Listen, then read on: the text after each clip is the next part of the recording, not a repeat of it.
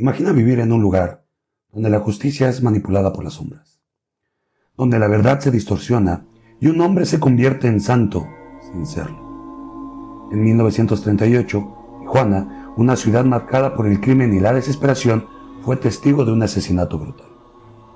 Olga Camacho, una niña de apenas 8 años de edad, fue asesinada de una manera tan brutal que hizo temblar hasta los cimientos de la ciudad. Pero lo que vino después fue algo igual de brutal. Un soldado acusado de su muerte fue ejecutado de una forma misteriosa, convirtiéndose a lo largo de los años en una figura sagrada para los más oscuros rincones de la frontera.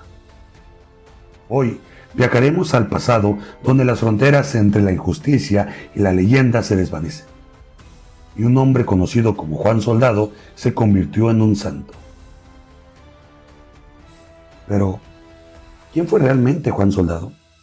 ¿Y qué milagros lo convirtieron en un ícono para aquellos que caminan al margen de la ley? ¿Fue realmente un mártir? Descúbrelo en este capítulo. Antes de comenzar, no olviden suscribirte, activar la campanita, dar tu like, comentar y compartir. Eso me ayudaría muchísimo. Mi nombre es Rafael Elcier Enríquez y sean ustedes bienvenidos a El Baúl del Misterio.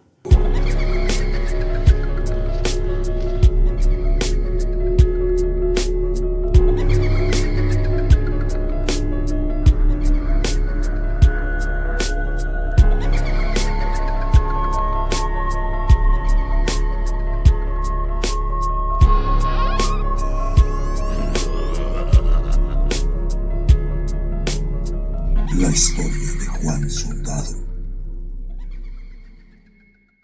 Para comprender esta historia, debemos de remontarnos tiempo atrás, al año 1938.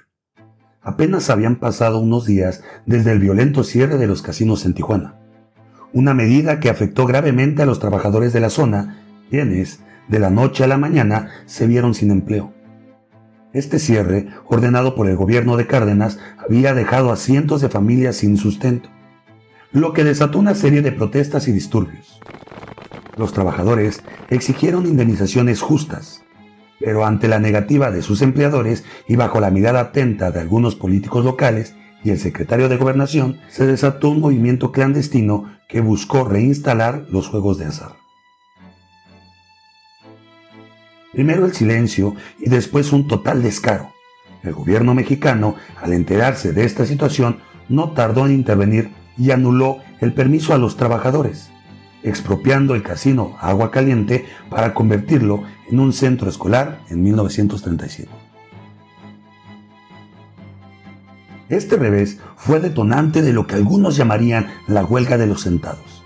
Los líderes sindicales que luchaban por recuperar el casino tomaron la presidencia municipal y organizaron un movimiento de resistencia que se esparció rápidamente por toda la ciudad. Sin embargo, el rumbo de los hechos cambiaría cuando un crimen brutal sacudió a la comunidad: la desaparición de Olga Camacho Martínez, una niña de tan solo 8 años de edad. En aquella tarde del 13 de febrero, la pequeña Olga, en su rutina habitual, salió de su casa en la calle Segunda, en pleno centro de Tijuana. La ciudad, pequeña y tranquila, tenía apenas 19,000 habitantes, lo que hacía que todos se conocieran. Al día siguiente, la tranquilidad del pueblo se desmoronó. La niña había desaparecido sin dejar rastro, lo que desató una búsqueda frenética, pero a las 10 de la mañana, 2 niños encontraron su cuerpo sin vida, en un estado tan macabro que dejó una huella imborrable en el pueblo. Olga había sido brutalmente degollada y ultrajada. Las huellas del crimen estaban por todas partes y pronto la policía local, con la colaboración de un experto en dactiloscopía de San Diego, descubrió que el asesino había dejado su marca, una huella con un patrón peculiar en el centro de la suela, como un diamante. El primer sospechoso fue Juan Castillo Morales, un soldado raso que, tras un largo interrogatorio forzado, terminó confesando el crimen. A pesar de la falta de las pruebas directas, la declaración de su esposa resultó ser crucial. Según ella, esa misma noche, Juan había llegado a su casa cubierto en sangre, pidiendo que le lavara la ropa. Al revisar las pruebas, la policía encontró fibras que coincidían con las de las uñas de la pequeña Olga. Durante la ola de incertidumbres que asolaba la ciudad y el luto profundo que envolvía a la familia de la niña, las llamas de la desesperación del pueblo se avivaron cuando un familiar de la pequeña Olga, José María Camacho, narró los horrores que marcaron el trágico destino de la niña. Pues la niña salió de su casa y pasó por la guarnición militar de la plaza. No regresaba y no regresaba, así que comenzamos a buscarla por todos lados, pero nada. Seguimos buscando hasta que por fin la encontraron en el garaje de la guarnición. Estaba casi descuartizada, violada y la niña con cabellos del soldado en la mano. Lógicamente había tratado de defenderse.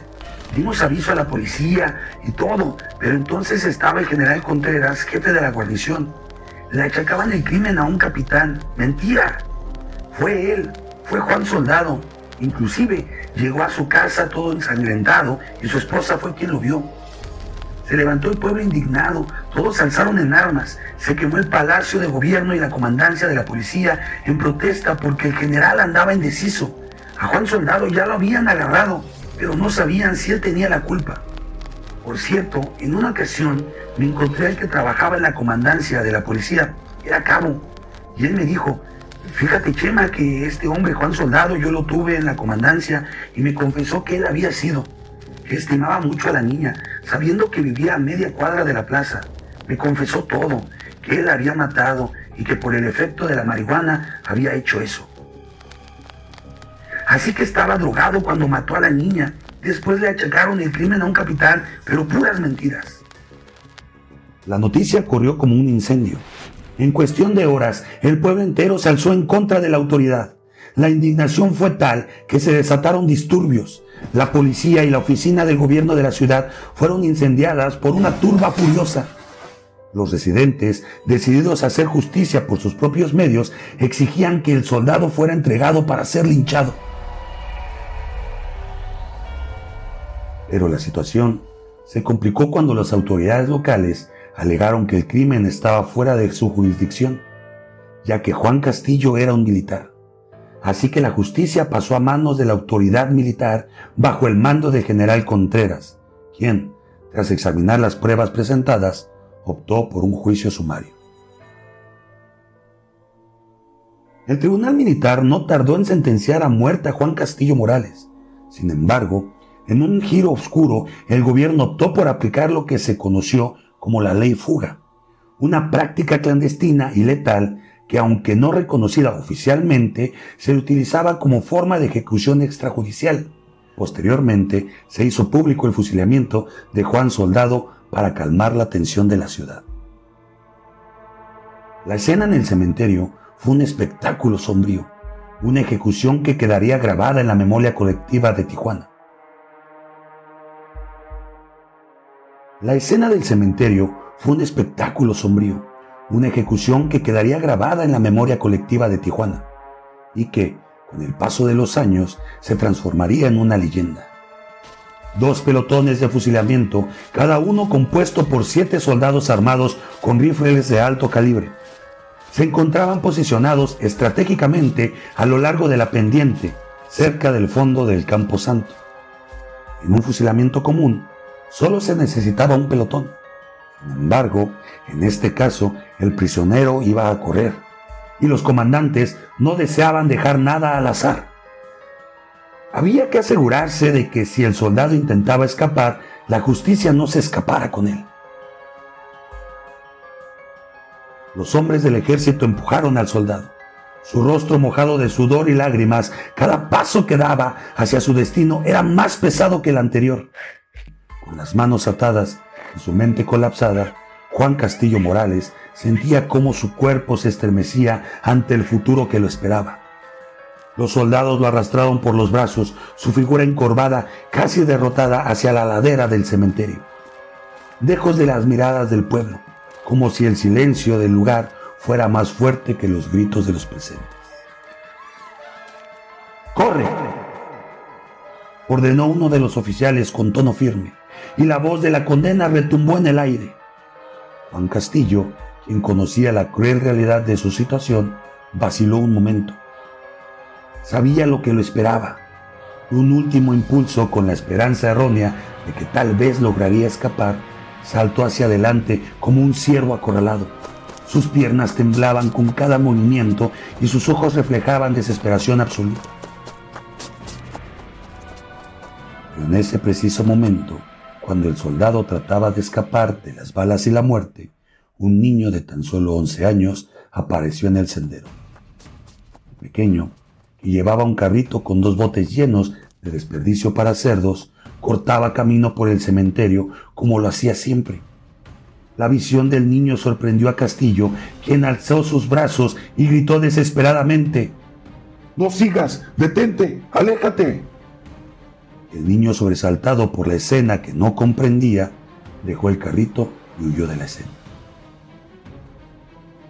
El soldado saltó por una cerca de alambre de púas, diseñada para mantener alejados a los animales del cementerio, mientras su desesperación se volvía más pesada y su corazón latía con más fuerza. Pero su huida era un acto en vano. En el aire resonó el primer disparo. La primera ráfaga de balas que cruzó su espalda lo derribó.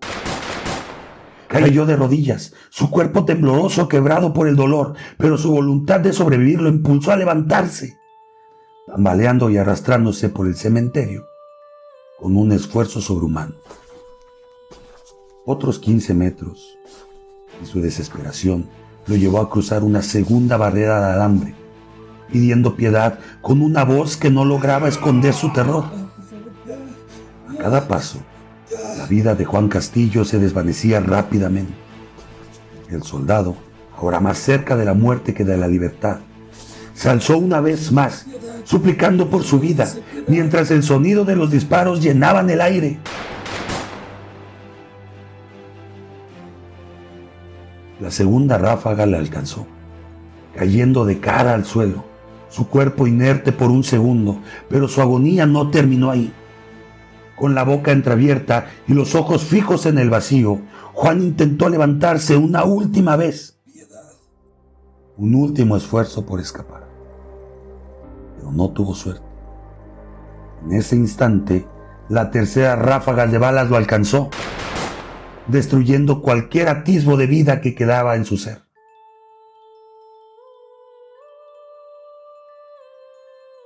El silencio fue absoluto después de un último disparo. Un oficial se acercó sin prisa y, con una frialdad que helaba la sangre, le aplicó el tiro de gracia, confirmando lo que todos ya sabían. Juan Castillo Morales ya no era un hombre, solo una víctima más de la ley del silencio y la injusticia. Pero la historia no termina ahí. Después del trágico final de Juan Soldado y el asesinato de la pequeña Olga, quedaron huellas imborrables que perdurarían por años. Entre murmullos y rumores surgió una versión que cambiaría la percepción de lo que ocurrió esa mañana del 13 de febrero. ¿Qué ocurrió realmente? La pequeña Olga salió de su casa con la inocencia de siempre, caminando con paso ligero, sin miedo al peligro ni a la maldad que acechaba en las sombras. Todo el mundo la conocía. Era una niña de sonrisa fácil y mirada vivaz, confiada en la seguridad de su entorno. Su destino era un pequeño comercio donde compraría algunas cosas para su hogar. Al pasar por la guarnición militar, saludó a los soldados con la familiaridad de quien ha crecido entre ellos. Entre los hombres de uniforme, Juan Castillo, en guardia aquella noche, le devolvió el saludo con una leve sonrisa. La había visto muchas veces. Era parte del paisaje cotidiano. La vio pasar, pero no la vio regresar.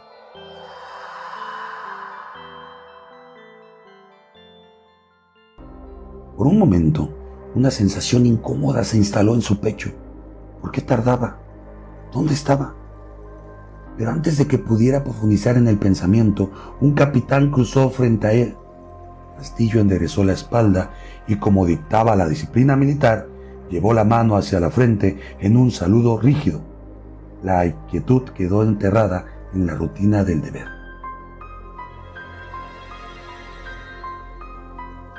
Mientras tanto, en algún rincón oscuro de la guarnición, el destino de Olga se sellaba con brutalidad. Una mano áspera y fría la atrapó, silenciando su pequeño grito con un apretón feroz. La niña pataleó, arañó y mordió, se aferró a la vida con la desesperación de quien aún no comprende el horror. Pero fue en vano. Su frágil cuerpo fue dominado con facilidad. Cuando la conciencia regresó a la mente del verdugo, era demasiado tarde. Frente a él, el pequeño cuerpo sin vida era la evidencia irrefutable de su monstruosidad. Su mente trabajó con rapidez. Debía ocultarlo, borrar el rastro de su crimen. Con manos temblorosas y una frialdad calculada, arrojó el cuerpecito inerte dentro de un tambo, como si aquello pudiera borrar lo que había hecho. En la distancia, Juan Castillo seguía en su puesto de guardia. La incomodidad volvía a instalarse en su pecho. ¿Por qué Olga no había regresado? Algo no estaba bien. Pero nuevamente, antes de que pudiera darle forma a su inquietud, una voz de mando lo sacó de su ensimismamiento. «Castillo, dirígete al garage y deshazte del tambo». Era una orden. En el ejército, las órdenes no se cuestionan. Pues sabía que desobedecerlo significaría su propia ejecución. Sin saber la magnitud de lo que se le pedía, cumplió con la orden. Juan toma el tambo, pero se le resbala de las manos. Al caer, la escena que encontró lo aterrorizó. Llanto y angustia llenaron su alma al ver lo que allí contenía.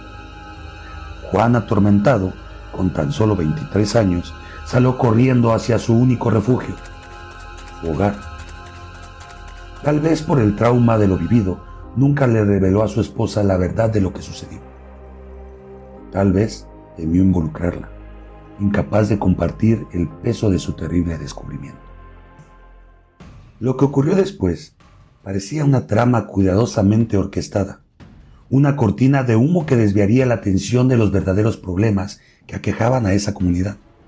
En un mundo donde los procesos legales suelen ser largos y tortuosos, este caso tomó un rumbo distinto.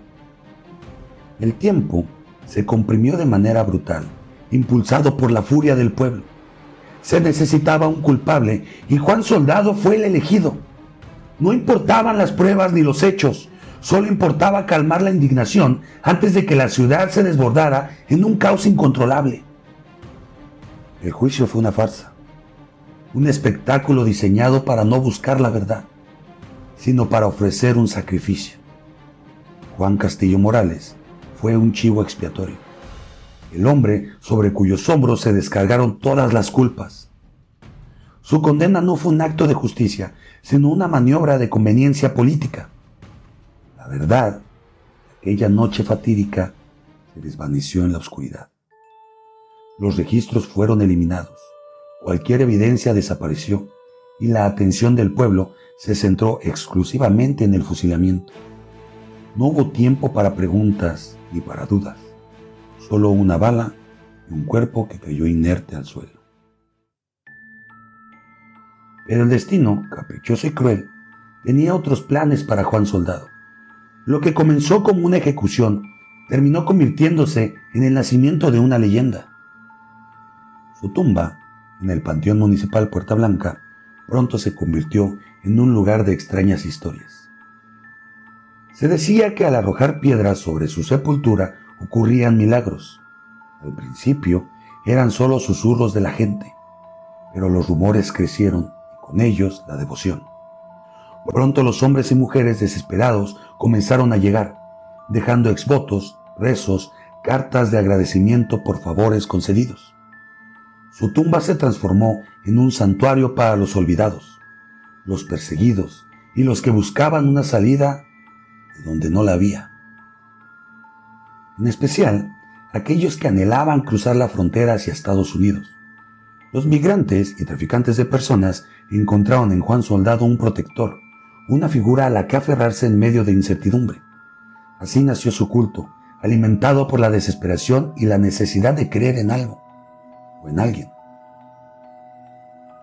Lo irónico es que en vida, Juan Castillo Morales no fue un mártir ni un hombre de fe.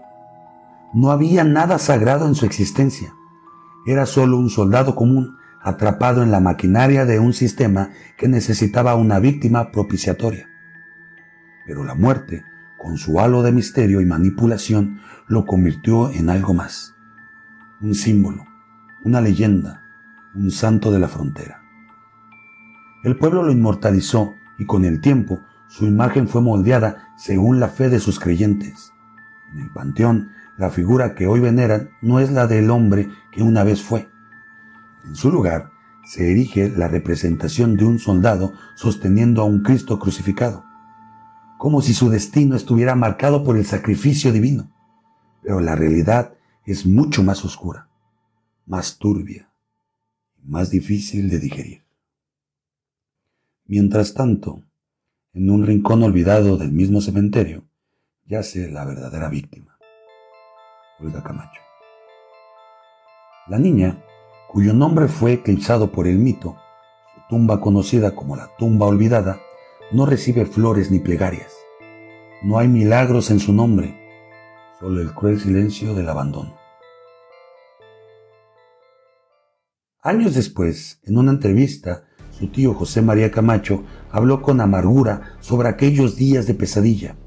Recordó la angustia de la búsqueda y el hallazgo del cuerpo mutilado, la impotencia ante una justicia que nunca llegó.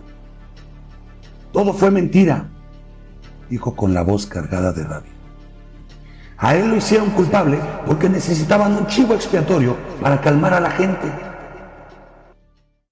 Y así, la leyenda de Juan Soldado sigue viva. No por la verdad, sino por la fe ciega, por los milagros que algunos le atribuyen, por la necesidad de respuestas en un mundo donde la justicia se dobla y se rompe según la conveniencia. Mientras la historia avanza, su nombre sigue resonando, envuelto en el eco de un crimen nunca resuelto y una devoción nacida en la desesperación. El mito de Juan Soldado sigue siendo un enigma envuelto en capas de mitos y conveniencia política. Tal vez fe desesperada. Su muerte no trajo justicia, sino que dejó una sombra de incertidumbre que aún se cierne sobre la memoria de Olga Camacho. Mientras su tumba se cubre de polvo y olvido, la de Juan Castillo Morales es adornada con veladoras, rosarios y plegarias que claman por milagros. Pero, ¿cómo un hombre acusado de tan atroz crimen pudo transformarse en santo? Verán, la respuesta yace en la necesidad humana de creer, de aferrarse a la esperanza en tiempos de desesperación. Su ejecución pública y apresurada, rodeada de dudas, sembró en el pueblo la sospecha de que había sido un inocente sacrificado. La injusticia de su destino, la rapidez con la que se condenó y el misterio que envolvió su caso hicieron que, con el tiempo, su imagen se convirtiera en la de un mártir. El mito creció con cada historia de migrantes que aseguraban haber sido protegidos por su espíritu, con cada testimonio de favores concedidos, con cada plegaria susurrada en su tumba. Pronto, Juan Soldado dejó de ser un hombre y se convirtió en un santo. Un protector de los desamparados, de los que buscan una salida en medio de la adversidad, de aquellos que, como él, fueron perseguidos y condenados por el destino. Y así, entre la fe y la tragedia, nace un santo, no por virtud, sino por necesidad, no por milagros, sino por la voz de un pueblo que decidió ver en él algo más grande que su propia historia. Pero la verdadera pregunta sigue sin respuesta. ¿Fue un culpable? ¿Un inocente? ¿O simplemente un hombre atrapado en una maraña de la historia? La pregunta eterna: ¿quién fue realmente el culpable? ¿Y ustedes qué opinan de esta historia? ¿La conocían? Háganmelo saber en la cajita de comentarios. No olviden activar la campanita, suscribirse, dejar su reacción, comentar y compartir. Eso me ayudaría muchísimo. Me despido de ustedes, no sin antes comentarles lo siguiente. Mantengan sus ojos abiertos y sus mentes curiosas. Esto fue El Baúl del Misterio.